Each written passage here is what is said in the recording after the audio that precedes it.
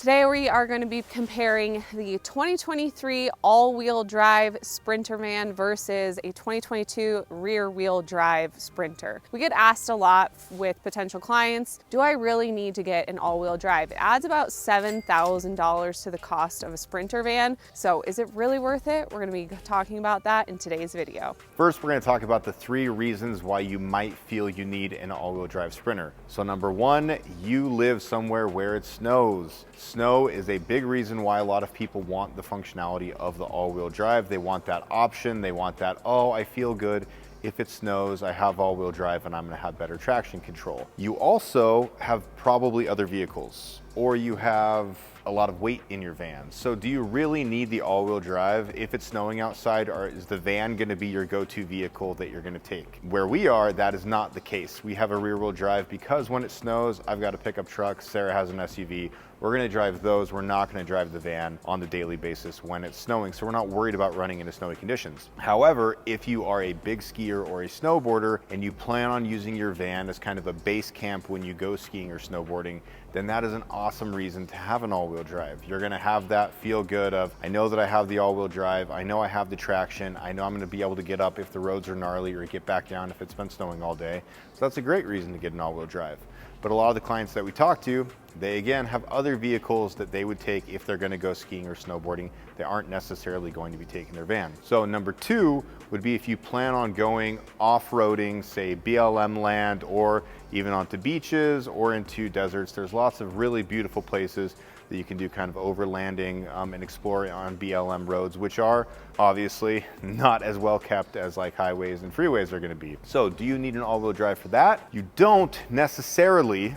I always tell clients the biggest thing that I'm thinking about when I'm choosing to drive down a road in a 170 extended 3500 van is there somewhere down there where I can turn around? But the big plus of the all-wheel drive in this scenario is that it does come with a 4-inch lift from the factory. So you'll notice this van behind us, this is an all-wheel drive Sprinter, and it has a ton of clearance underneath it already. So if you want the clearance, you don't necessarily have to get an all-wheel drive though. You can do a 2-inch lift kit or even a 4-inch lift kit on a rear-wheel drive Mercedes Sprinter. So that is an option that we do for the majority of our clients who do not invest in the all-wheel drive. We can go ahead and get them a 2-inch kit so that they have better clearance, so they can go on those bumpy dirt roads and not feel like they're going to be dragging. So number 3 is, do you need an all-wheel drive for the upgraded suspension? And the answer is no. We did talk about the all-wheel drive comes with a 4-inch lift kit from the factory. It also comes with rear shocks that are a little bit upgraded from the factory rear-wheel drive shocks, but we can upgrade all of that stuff aftermarket on a van with products like the van compass kits that we install in these vans, for example. So this van is an all-wheel drive. It's a 2023 all-wheel drive 170 3500 Sprinter. And even coming from the factory with the 4-inch lift like it did, we still did a full leaf spring replacement on this van, which is how we get this great clearance height in the back. And I would say when you talk about Sprinters, that's one of the bigger issues as far as clearance is actually the clearance at the back of the van, not so much the clearance at the front of the van. Because once you add all of this weight to these and you build them out, you end up getting that saggy butt. And so you don't want that, especially if you're getting an extended wheelbase and you're thinking that you want to haul bikes and have like a hitch mounted bike rack.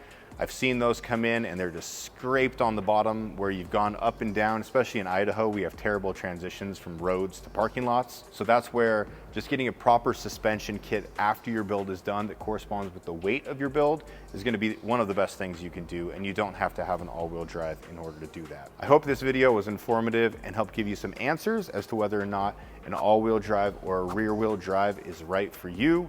Again, remember there's so many aftermarket products out there when it comes to the rear-wheel drives, things you can add on. And I will leave you with this tip, which is what I tell every person I have a consult call with, which is plan a van build for what you're going to be doing 90% of the time. So if 90% of the time you don't see yourself in snowy conditions, driving on sand, or going on crazy back roads, then you probably don't need an all-wheel drive, and a rear-wheel drive is going to work just great for you. We'll see you guys next time.